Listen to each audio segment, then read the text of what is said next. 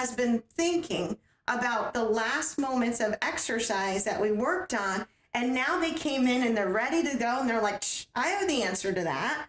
And I would have never known that that was possible.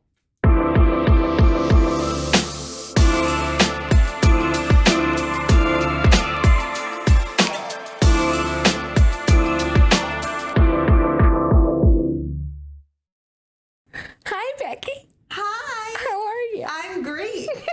I'm so happy that you're here. Me too. On a stormy day. I know. So where did it begin for you? This horse journey that you It actually have been on? Probably didn't begin with horses. It began with other animals that led me to horses, and then I went back to other animals and then circled back to horses. What other animals? When I was a kid, my parents actually didn't let me have animals until I was probably like 15, and my dad got my mom a cat.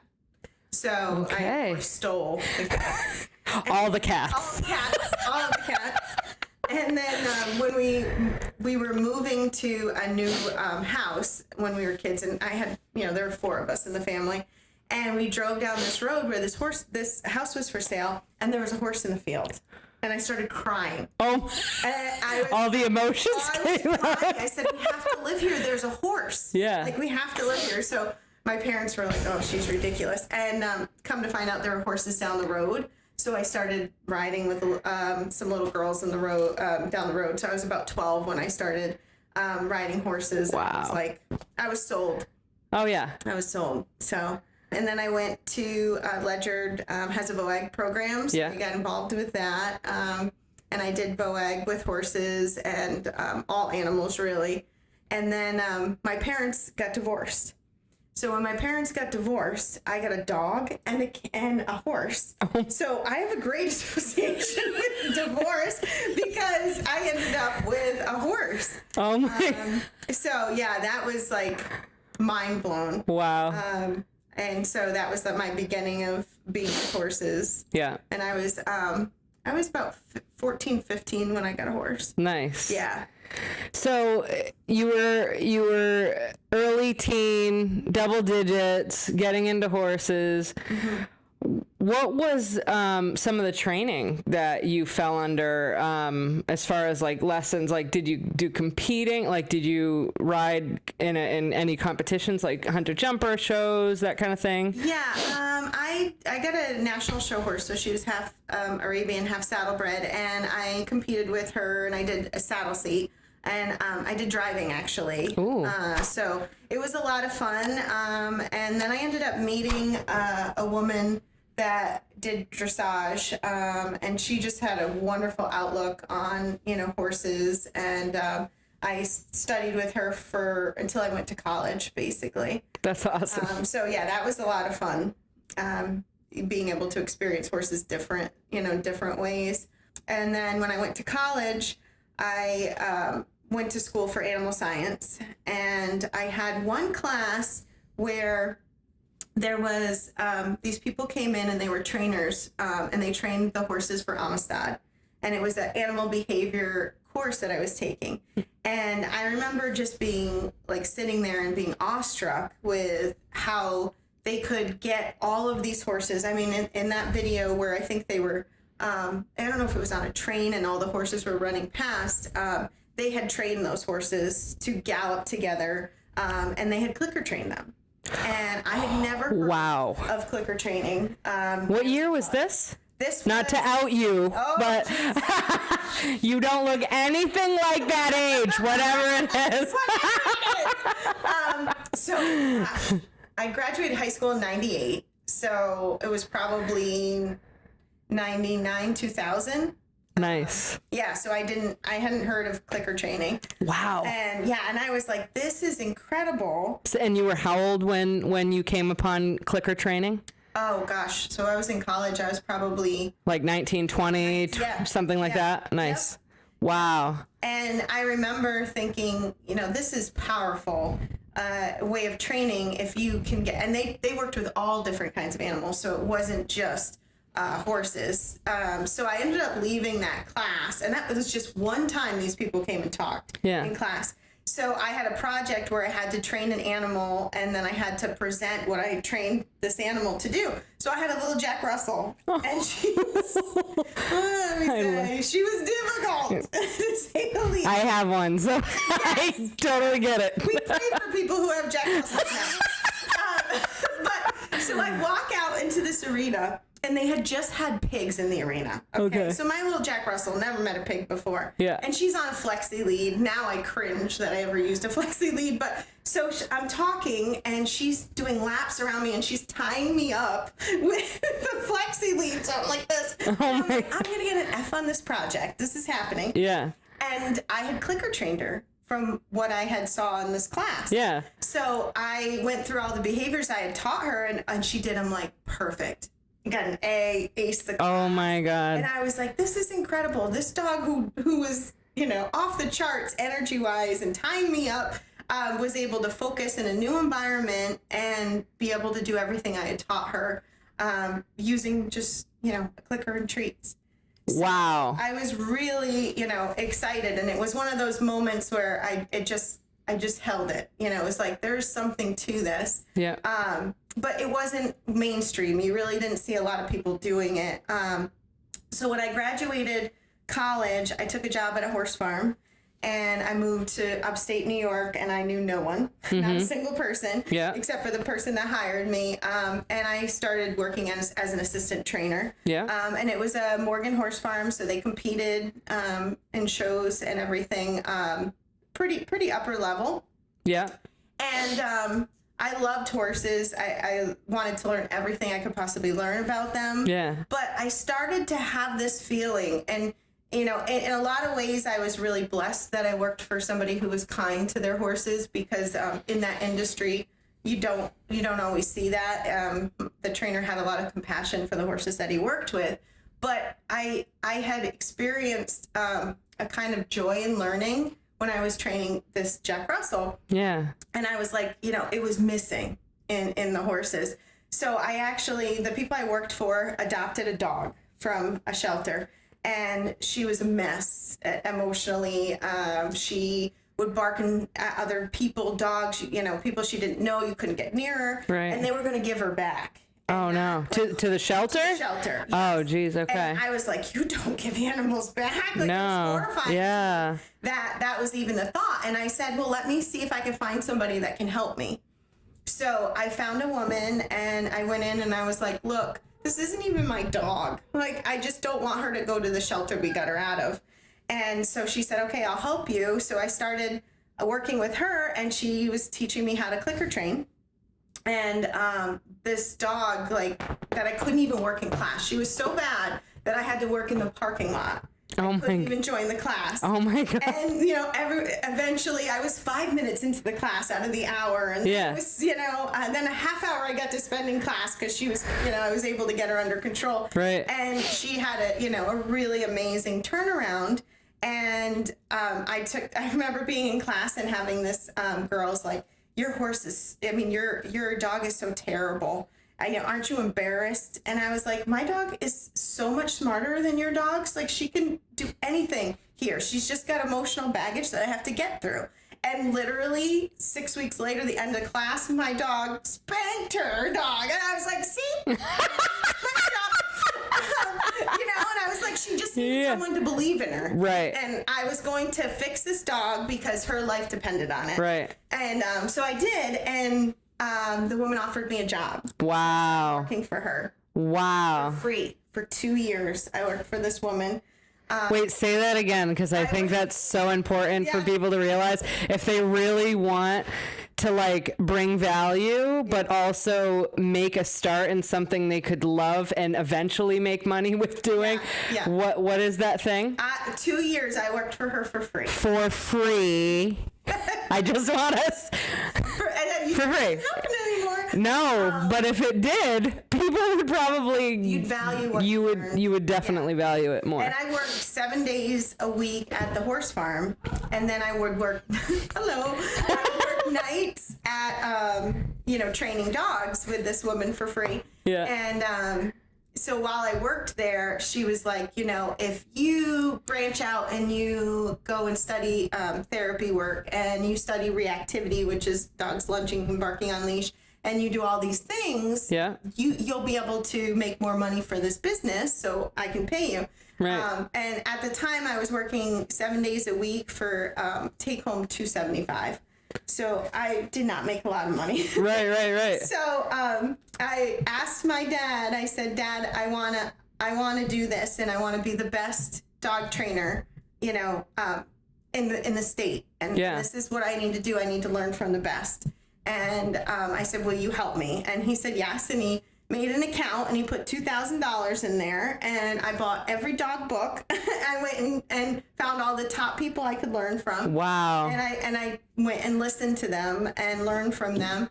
And so I got to the point where I was like, look, I've done all these things. I went and I got certified to train dogs. And she said she wasn't going to pay me any more than $10 an hour. So I had spent all of this money and worked for invested for 2 years. Yeah. And so I ended up leaving. Yeah. And the entire training staff left with me. Wow. Close her business. Wow. Found out what she had done, and they were like, "That's not right." You know, and this girl did everything you asked, and that's how passionate I was about it. Yeah.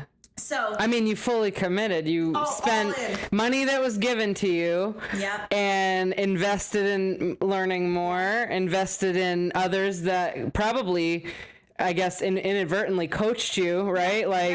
Professionals that were already in the industry that could, you know, kind of coach you in their books and whatever. And wow. And she just, so her initial promise to you was that if you make more money for the business, then you'll make more, basically. Right. Yeah. Okay. Once I was certified, she would pay me $18 an hour. So I was like, yeah. I mean, that would have been a dream. Yeah, for real. I was like, that's fantastic. So, but what it did, I mean, that experience was difficult, but what it did was it taught me that there is something to do with the learners that I enjoyed. Like, I liked how I felt when I trained dogs. Yeah. I didn't like how I felt when I trained horses. And why do you think that was? Because they weren't enjoying it, and I was making them do something that they didn't want to do, and that was my job, you know. So and when you see an animal that's eager to learn and that is excited about learning, it highlights the ones that aren't. And it was difficult for me to do. And I found that the students that I was teaching, the learners, sorry. All right. I'm tagging in this video, find all the cats. I love it. Mr. Mello. Mr. Mello. So it was like intoxicating to have an animal be so, you know, captivated and eager to learn and excited and problem solving. So I ended up saying, you know, I got to follow this. My gut is telling me that I have to follow this. Right. So I ended up leaving the horses, which was really hard for me to do. Because you did find joy. I loved the horses, in the riding aspect, but the training. So talk a little bit about the training methods that kind of deterred you from actually doing the training with the horses. Like, what was it that you were taught to or instructed to train? Like, what were some of those tools that you didn't really agree with? You know, traditional horsemanship, so a lot of pressure and release. The horses, basically, if they wanted to do what we wanted them to do, they had to abandon what they wanted. So their choice wasn't part of it. You know, they had to be ridden, they had to compete, they had to be hooked, they had to drive. So it was so much less about what they needed, and it was more about kind of a prison program in a way. Yeah, and the horses that we worked with, they were show horses, so they had show packages on, meaning like their shoes. They couldn't go outside.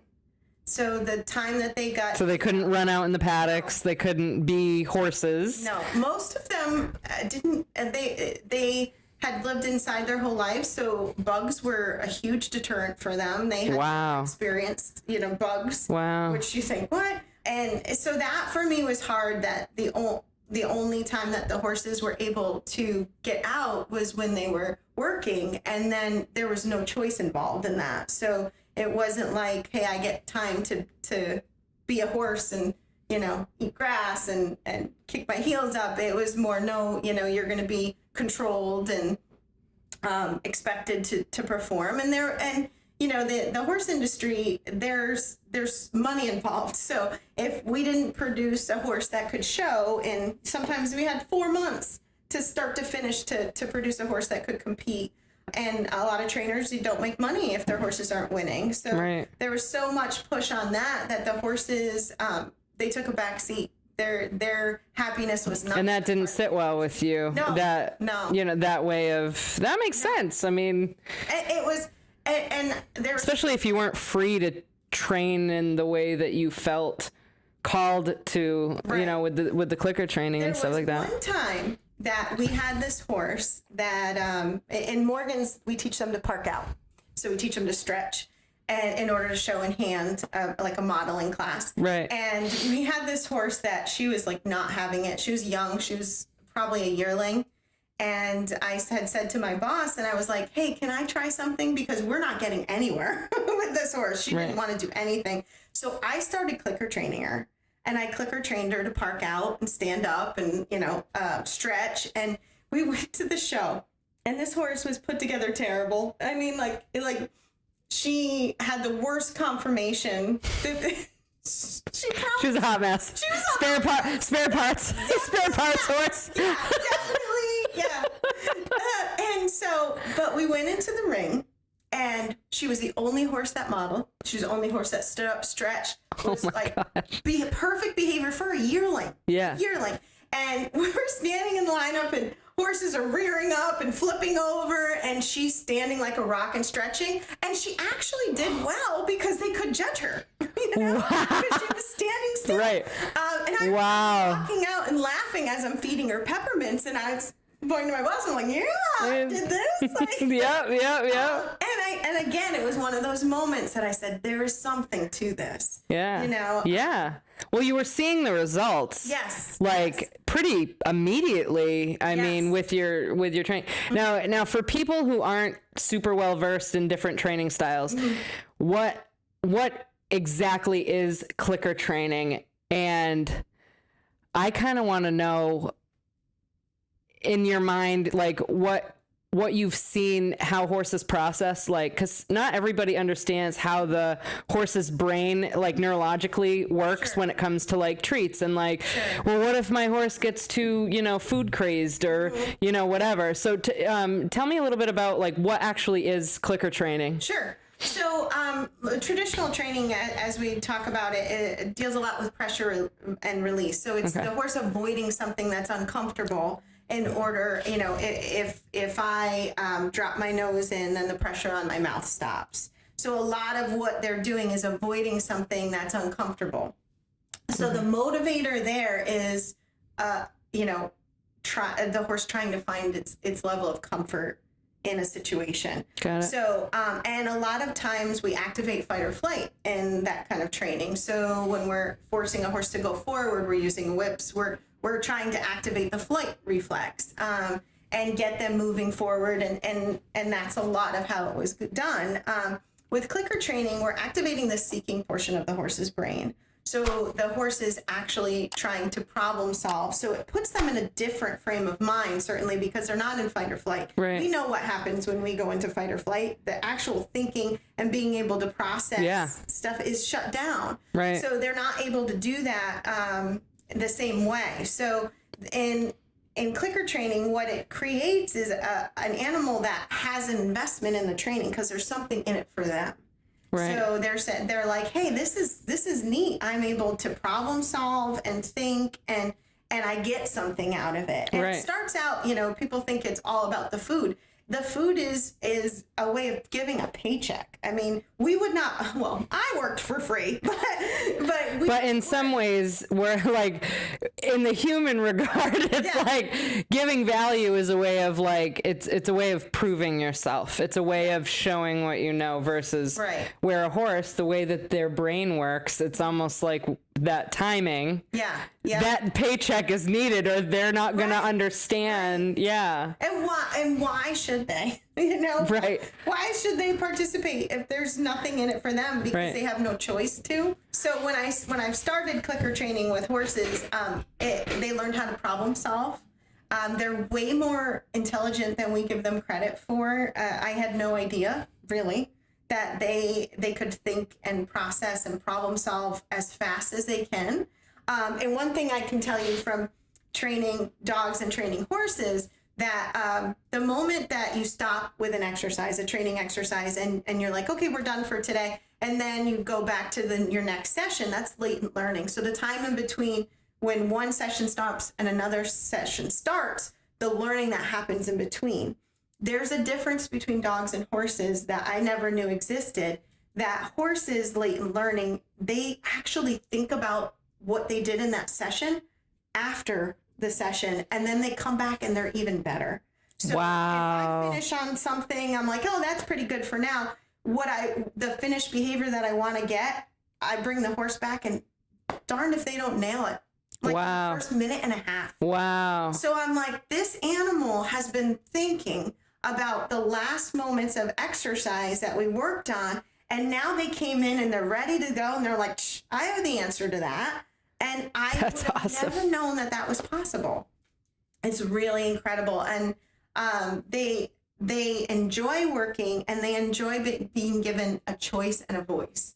And I think that is something that we have to realize as horse people, is that these horses want to communicate with us. We shut them down so much in our training because we have this idea that they should be submissive, and they should. Where do you think that comes from? I've thought a lot about this because I experience a lot of pushback with what I'm trying to do for my horses. And there's an element of fear, I think, that makes people feel like they have to dominate this animal or it'll hurt them. That's basically. So you think it's kind of like a derivative of fear, like from the human? From fear. I think it can come from a place of insecurity as well. I think that there are people who enjoy exerting force on something else. Like maybe you can't control your environment, but darned if I can control my horse. And force them to do stuff. And it's not often that someone in horses can stop for a minute and look back and say, gosh, there's been so many times in my life that I haven't been given choice. And how did I feel? How did I feel when I couldn't communicate in order to say, hey, I need to feel safe in this moment, and I don't feel safe? We do that to our horses every day, and we don't even think for a moment that how does this animal feel? And do you think that that's more too, like in line with masculinity versus femininity, where like as females, all of us at least maybe once a month are in a predicament where we feel unsafe. And so in that way we can relate to the horse, but men don't often feel threatened in social moments. The way that we do. And so do you think maybe the psychology behind some of the older style training, it's more of a masculine kind of method from back then? And I think too with a lot of women who get involved in it, you don't want to show weakness. That's a big part of wanting to do what everyone else is doing, because if you don't, you're not treated well, first of all. And you can't really protect yourself from how other people see you and what you're doing with your horse. And you have this connection with the animal that you don't really understand why you're so connected to this animal, why you're drawn. I mean, there are so many women that grew up, all they wanted to do was horses, and it's this It lit them up. creature. Yeah. Yeah. It made them feel alive. Yeah. And I think we don't realize why they make us feel alive. Why are you drawn to this animal? Why do they make you feel alive? I think they're just like, they're the most beautiful creatures, and they're intuitive, and they love like community, like their family. It's mind blowing. And yeah, and isn't that what a lot of us women are? We love our families. Yeah. We it's important for us to have good communication. Absolutely. In relationships that we have. We want to know where we stand with people. It makes us feel more comfortable. Right. And I think horses are like that. But somewhere in there, we lose that because there's just this breakdown where we can't be like that. So it's unsafe. So if we just say, hey, I'm drawn to this horse because I identify with it. Right. I identify with, how they feel, but we can't just take a second and say, well, how could somebody help me in that situation and make me feel more comfortable? Yeah. Why aren't we doing that to the animal? Right. Why does the compassion stop? As soon as the training comes in? Why now do we not care that our horse is uncomfortable or afraid, and we're taught to hit them for that? Right. Why would we do that? We wouldn't do that to a child. That Right. a child was scared of a situation, we wouldn't hit them, or beat them for that and say, no, you have to do that. We would give them time to acclimate to the situation and feel comfortable. I mean, Right. I think we were talking about it earlier, the first present that I got to do with horses was a crop. I got a horse whip. I got a whip to whip my horse. And that was my first present as a kid. And then a helmet. But, The helmet was good. We'll praise that. We'll praise the helmet. Why was that okay? Right.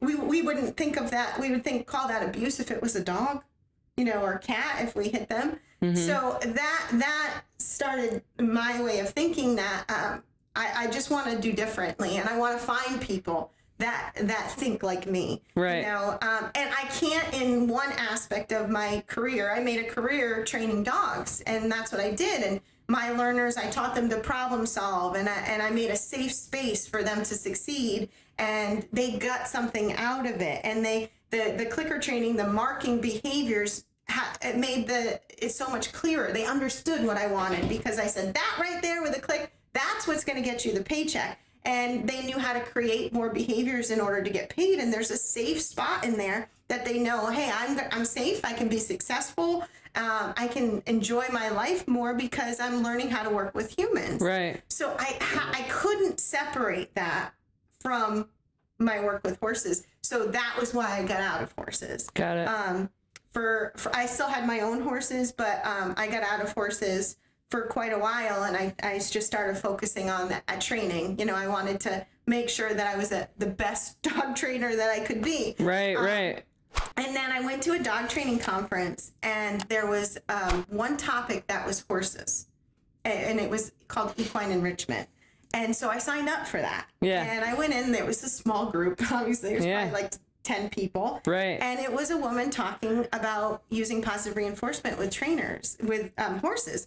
And I was like, yes. So that kind of brought you full circle back to horses. Yes. Wow. So I was like, That's my thing. there's something here. So I followed that woman. I traveled to North Carolina and did a clinic with her. Wow. And I was like, I know nothing. Like, show me what you got. Yeah. And then I asked her, I said, who do you think is good at this in this industry? And she told me of Shauna Karish. And I was like, okay. So I stalked that woman. We're friends now. But I stalked her, huh? The stalking works. Yeah, the stalking worked. Yeah. And I found she was at a place in New Mexico. And I went and trained with her for a week. And I kept going back. Yeah. So I have really bad motion sickness. So for me to fly, it's a lot. It takes a lot of drive. Yes. To get you on a plane. Yes. Well, I have to medicate in order to fly so I don't get sick from vertigo for days. So it's a lot involved, but it didn't matter. I was going and I was going to learn. Yeah. And I was getting a Frisian. So I've loved Friesians ever since I was a little kid. And when I got married, my wedding present was going to be this baby Friesian. Yeah. And I was like, I have waited 40-something years for a Friesian. Damn it if I'm not going to do it right. Right. And I met her, and in that moment, I said, this horse will never be hurt when she's learning. That's not ever going to be a part of her learning, what her experience is. Right. So I was like, so I went and I said to Shauna, I said, I need to learn everything. Like everything I can possibly learn, I need to learn. And her life depends on my ability to learn. Right. And so I think I went out and like 3 or 4 times and worked with her for week-long segments. And I came back and I got my baby at 6 months and I started clicker training her. And I clicker trained my other horses at the same time. Right, right. And what I started to experience was mind-blowing. Like what she was able to problem solve and do as a baby. As a baby. Yeah. Yeah. Unheard of. That's awesome. And at 2 years old, I started doing more of sharing on Facebook what I was doing with her. Yeah. And I started meeting other people that were, like, this is, I'm doing this too. And I know I felt that way when I came and watched you do some rounds with Gwen. That was pretty incredible stuff. I'm curious, when you were shifting from the traditional way to positive reinforcement, or positive R they call it now. Mm-hmm. Yeah.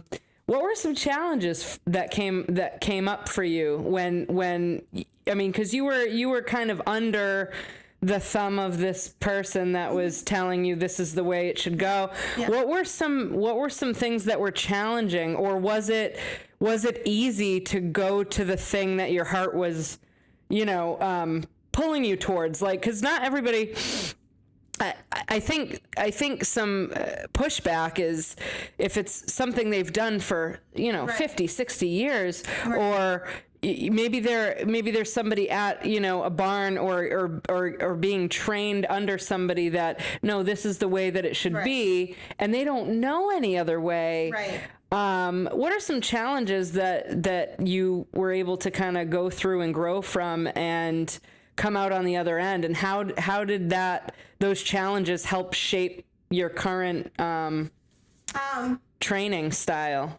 There are a lot of challenges, because when you're making the decision to try and do clicker training and you're just starting out, there's so many things that you know how to teach a horse, even just haltering. You know how to teach that, traditionally. But now you're saying, no, I have to really look at this in a way, that my horse has to be okay with every aspect of this. So it made me, realize I don't know enough and I really need to learn more. And then it also taught me I can do this. I can problem solve. My entire career has been problem solving, with animals on how to develop behavior. I need to focus on that and not on what I don't know. Right. And then just keep, gathering information, getting books, watching videos that people post, and trying different things and seeing what works. But there's a huge moment when you're making the decision to try and do something different for your horse, where you have to accept the fact that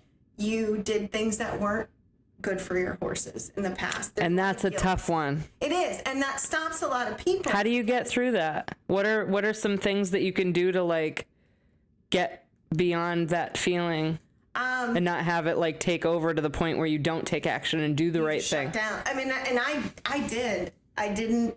There was a long spot in years that I didn't work my horses. I didn't ride my horses. They were my pets. And I think that was part of it. Is I was like, this is the only way I know, and I don't feel comfortable with this. So I just can't do anything with them. But what I realized is that I had this gift to give the other horses that I touch. And if I don't try and just say, hey, forgive yourself for not knowing. You didn't know. When we know better, we do better. Right. So it was my job to do better.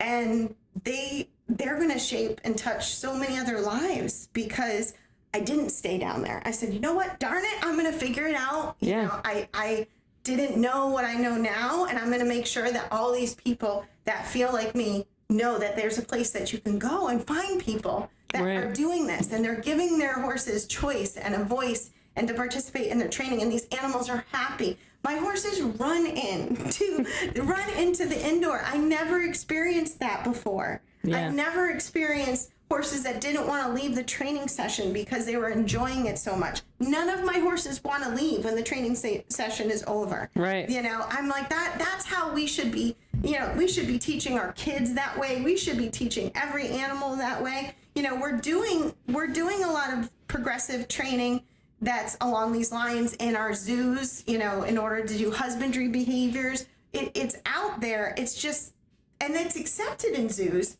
but in marine parks and all of that. But there's such a pushback with horses. And I don't understand. If you can train a rhino for a blood draw, how can you not train a horse? You know, to do you think though that because there are other sectors of the world, like of the horse world, that there's a lot of money involved. Yes. And you got to wear a watch and things need to be done. Yes. And, you know, certain things have the weight of large amounts of money. Mm-hmm. And if performance and, you know what I mean? Even in the race world. Yes. You know, do you think that that's a big component? It's a huge motivating factor that, you know, negative reinforcement, it works. You know, animals learn to avoid things that are uncomfortable. We're hardwired to do that. But that doesn't make a motivated learner. That, you know, that makes an animal that's really good at avoiding things and shutting down. You know, some of the people where I hear people say, my horse is great. They're wonderful. You know, they don't spook at anything. And I look at them and they're not, it's like their eyes aren't alive. And I was like, this horse has just stopped reacting to its environment because it doesn't do anything. It doesn't change its situation. So it's just stopped reacting. And to me, that's tragic. And we know this too from maybe even our own personal experiences in life where as kids, maybe you're shut down by an adult or circumstances, you know, just shut down the emotions and you can just tell there's no motivation. There's no movement forward with trauma even, or, you know, and we know what the result is when, you know, when negativity in general is being conducted with a young mind or even, you know, an innocent mind.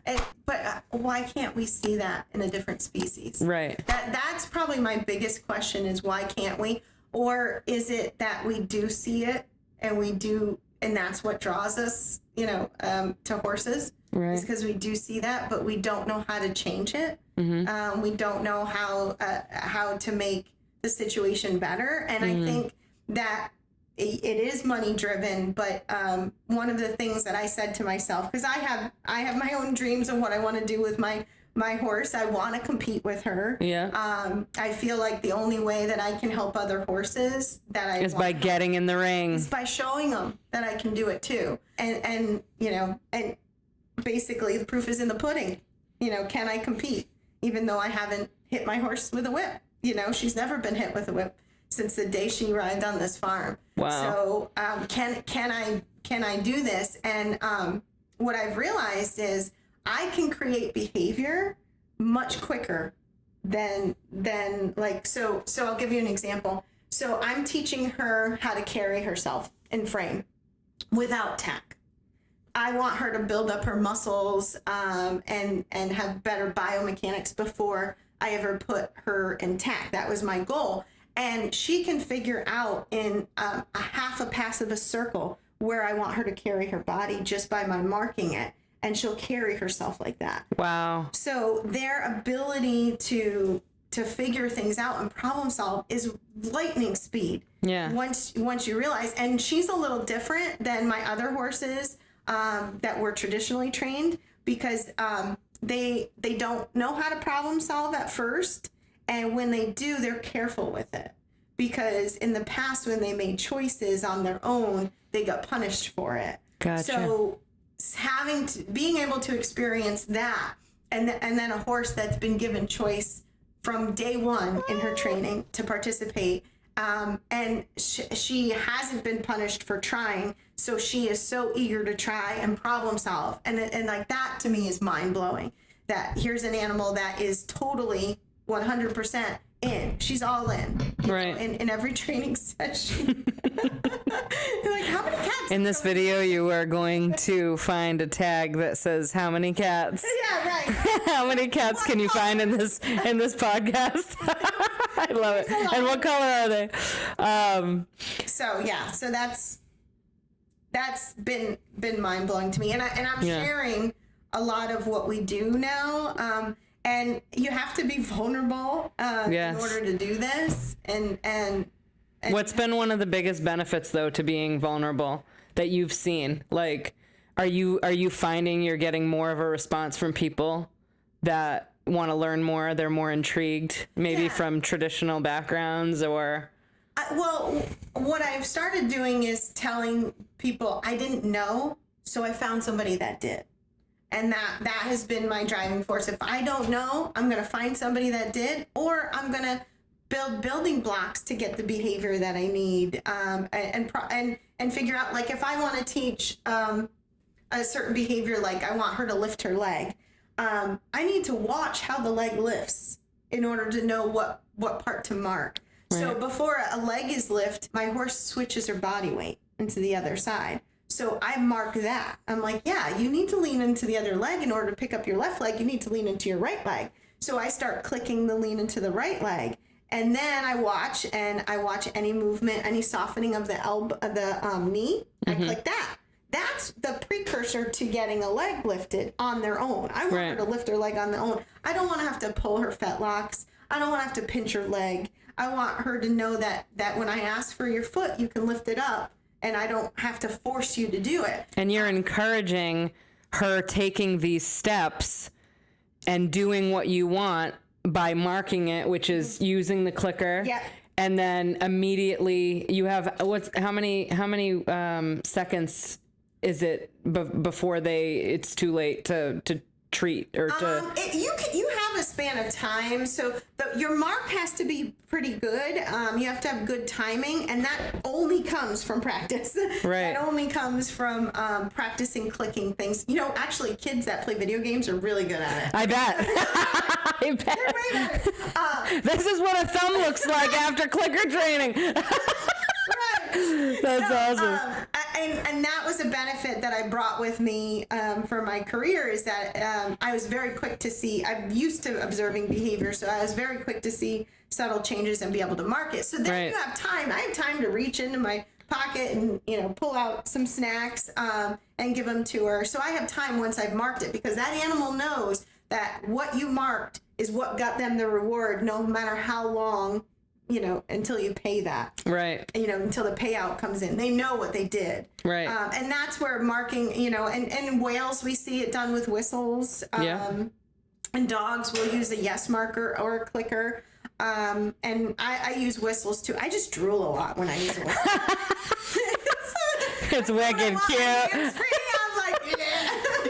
Yeah, sorry about that. Yep, you're doing the right thing. My days of a dolphin trainer are over. Oh my god, I love it. Drool. But anyway, so they're able to think and process, because they know exactly what they did that got them the reward. And that's a big part of learning, is knowing exactly what you can do again and have the same result. Right. And the thing about my horses is if they try something and it doesn't work, they're going to try harder. Right. And that is the biggest difference that I've experienced. And you can't avoid harder. It's the biggest difference that I've noticed in the it creates that motivation, right? In the horse that you really need if you want to take them, throughout those different levels of training. Yeah. Especially. What are you currently working on and doing? and are you opening it to the public, to the horse community? And then tell me about your vision for the future with this. Oh, Wicked exciting. Yay! I opened a school of positive reinforcement. So it's a school that we train all animals. So we train goats, we train chickens, we train cats. That is amazing. All animals. So we're teaching our community how to train without force and pain.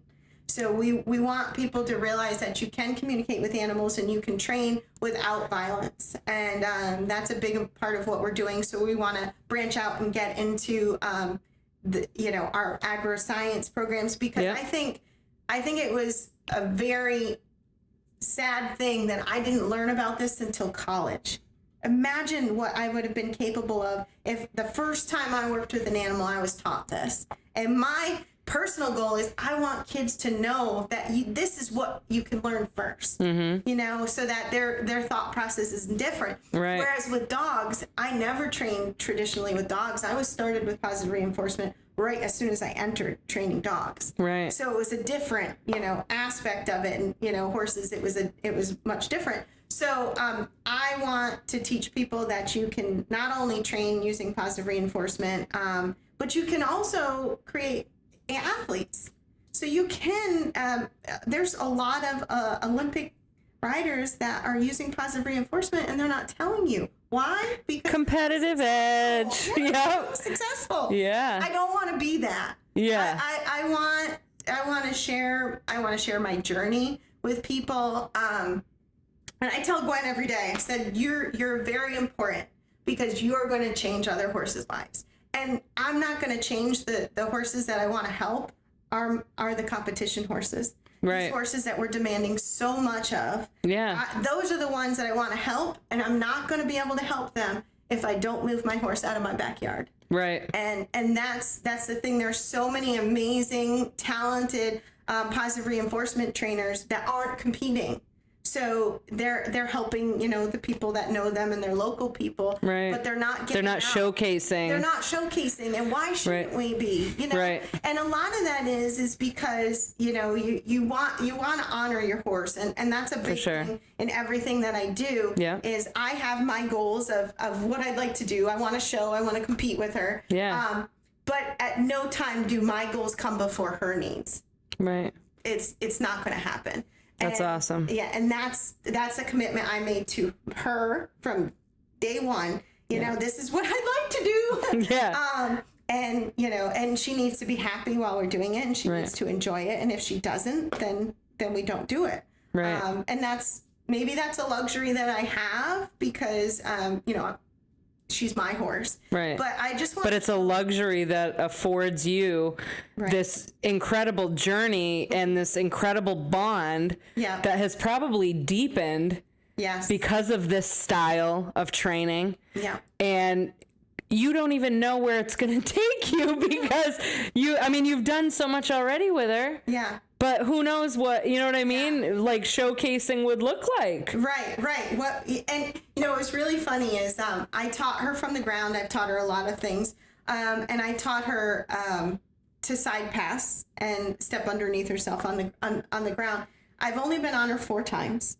And last week I got on her and I just thought, maybe I could ask her to do the side pass that she did on the ground. Maybe I could ask her to do it under saddle. And I had a target that, which is something we teach them to touch. And I just put it on the outside of her. And I just moved my hand out. And she's just in a halter and just leads. And she side passed. Oh my And gosh. I got it on video. And I was like, victory! And I'm like, this horse I've sat on for four times. Yeah. And she is able to perform a behavior that I don't even know really how to change it over. Like I'm still learning how to create it, and I'm problem solving. But she did it. Yeah. And I was like, this is incredible that this horse is able to do this. This is something that horses don't learn until 6 months down the road. Under saddle, maybe they get introduced to it. Right. And she's doing it in a halter. That's incredible. With no, no, they're not a martingale. She doesn't even know about legs. Yeah. She really 4 times on. She's very subtle cues with my legs, if anything. And she's able to do that. And that's so yeah, she has so many possibilities that I'm excited about, but what I want to do, what my goal is. Your vision. My vision is I want to meet people where they are. So if you have a horse that's showing and you're like, look, I have this problem, I want to try and fix it for you. Even if it means that, you continue the training style that you're going to do. I just want to show you maybe this little aspect that could help your horse, or some, fun games that you can play with your horse, because that's planting a seed. Right. So when you said, hey, my horse, when I do this, I have a different horse. Yeah. My horse loves to learn, because once you experience that, you're going to try and pull it into other aspects of your training. And basically, it's like I infect you. I love that. Training, I love that. Well, people love instant gratification, right? Right. That's how we operate. Yeah. So that's why we do the scrolling and we see how many likes we have, and we, so it's like clicker training almost trains us for that gratification. Yeah. So it's like, and you do get a result right away. I mean, I don't think I told you this, but I have a horse that I'm working with right now, and I do dentistry, for those of you who don't know, and I do very traditional way, just hand floats. But I'm working with a horse right now that had an incident happen. The owner got an order of round bales delivered, and one of the round bales that the horses were eating out of had a fish hook in it. So this horse, who was a rescue and had, I guess, a really difficult background, was in an abused situation, just very hard, very closed off, very reactive. And he was eating one day and got a fish hook in his lip. Now, I floated this horse when they first got him, and he was fine. He, he was normal, moving his feet, whatever, but he let me in the mouth. He didn't rear anything. After the fish hook incident, would not let anybody touch his mouth. He started letting me go in with my hands to do an oral exam. And then we hit a roadblock where he would just start popping up, and I couldn't go up with him naturally, and so I'm like, I got to try something else. Yeah. I was introduced to you, worked with your horses. You shared your involvement with clicker training. Yeah. I am clicker training this horse and scheduling appointments to go and clicker train this horse. This horse now lets me get all the tools in the mouth for at least 5 to 8 seconds. Wow. And then I'm able to pull out, but I've with the clicker that you gave me the last time I was here, I'm infected. I literally am able to go in the mouth and syringe his mouth. And you've seen my syringe. It's a 400 ml. It's huge. Yeah. And I go in and he lets me in. I rinse the mouth and then click and then treat. And he's like, oh my God, let's do it again. Yeah. And so I'm doing this with him, and it's been making a huge difference. The owners are now infected. Yes! They bought a clicker. It's contagious. And now they're clicker training him to do his feet because he had such an issue with feet, and he's picking up his feet beautifully. He's not giving the farrier any issues. That's awesome. So this stuff works. Yeah. It's really, really works. Yeah. And I'm one of those where I'm like, I don't like to promote something unless I physically try it myself. Yeah. Yep. Because I want to build that belief within myself, and I feel like to do it is to believe it, and you have to have that seed planted first, like you said, but it really, really works. It blew my mind seeing this horse light up I just got paid. I just have to let that thing in my mouth. Yeah. And it's it's incredible. It's incredible work. And I love what you're doing. I love watching your videos. I'm like, ooh, new video. I get the notifications. I'm like, Becky posted another video. I love it. And I watch them all because they're incredible. So, we are getting to time. Oh, already? So already, right? So I do have a couple of last questions for you that I'm going to be asking everybody that I have on. Okay. And it's just a fun set of questions to empower, the audience or the community, whoever listens or watches. But It's called the 3 gold nuggets question. Ooh. Okay. So if everything that you've done with horses was no longer available to people, and what you've done with dogs, whatever you've put out into the world, for whatever reason, it was erased and couldn't be found, but you could have 3 gold nuggets to leave behind that could teach or help or inspire the community, the horse community, the dog community. What would those 3 nuggets be? Nuggets as in like a word, like words of wisdom or messages? Put the animal first. Put the animal first. Mm-hmm. And I could use that for all of them. Of course. You have to put the animal's needs first before your own. And I think because that makes you honest. Right. Is this in the best interest of this animal in this moment?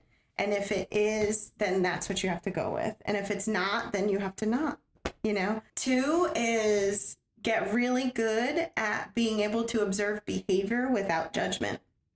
So being able to watch and observe behavior without putting any of your personal emotions on it, just saying, this animal does this and what are they getting out of it? And that is what's fueling the behavior. And I think observation is huge when you're working with animals. Your ability to observe both the environment and the animal help you be able to train. Okay. And what's number 3? 3 is, it's only a gift if you can share it. Don't go down with the ship with the information that you have, and share it, inspire others to do it. Because like if you said, if everything's wiped out and there's nothing I leave behind, I'm going to leave behind seeds in each person that I've worked with. I love that. So I guess that's amazing. That would be the most important. That's amazing. Yeah.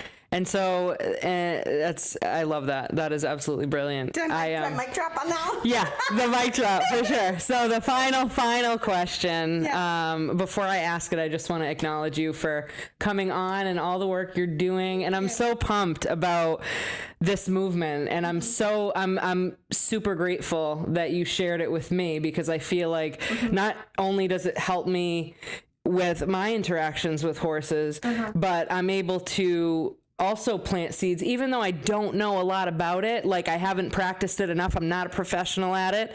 I just, in the little bit that I've known and I've practiced myself, like practical practicing, like just doing it a couple of times and seeing the shift in the horse and seeing the result. It's been a blessing, really, to know that there are other ways of working with horses, and that it can be rewarding for both, So I really want to acknowledge you for sharing that and your journey with positive reinforcement, and that it's going to be global. I think it's going to be such a huge shift in the community, and I think it's going to free people in a lot of ways. Yes. You know what I mean? Yeah. And we got to encourage that. We got to encourage vulnerability, and we got to encourage the being open, and especially being open to learn. And I think you are definitely one of the pioneers that's going to do that. So I want to acknowledge you for that. Of course. Just be curious. That's yes.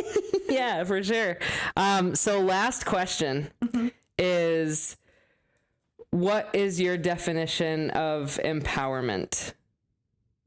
Well, I think animal or human is that you're able to put, instill values and skills in someone that they can do it themselves because they believe in themselves. I think that if you want to lead people, you have to lift them up. And the only way you can lift someone up is by teaching them how to stand, but not lifting them. Teaching them how to stand. I love that. And a lot of people don't learn that early on because they either had someone just help them all along, or they haven't had, believe it or not, like strife in life is what really teaches people how to stand up. That's the truth. So, and a lot of times we run into women who don't empower each other. They see each other as competition. So we need to change that too. Yes, definitely. We need to change that too. We got enough competition. We do. We don't need to be against each other. And think of where we'd be if we empowered each other. Exactly. And that's one of the purposes of this. Yeah, of course. Yeah, that's one of the purposes of this kind of dialogue on this show and podcast, because that's what I mean. It's just we all need it. Yeah. So why not give it, like you said, right? You can't just keep the gift. You got to share it. So we can share in that. So and giving when you empower someone, you give them something to reach for. Yeah. And I think that's what our job is give them something to reach for, but they got to stand themselves. I love it. I love it. Awesome. Yeah. Thank you, my friend, for coming on. I'm going to give you a high five. I love it. And that's a wrap. All right. Fantastic.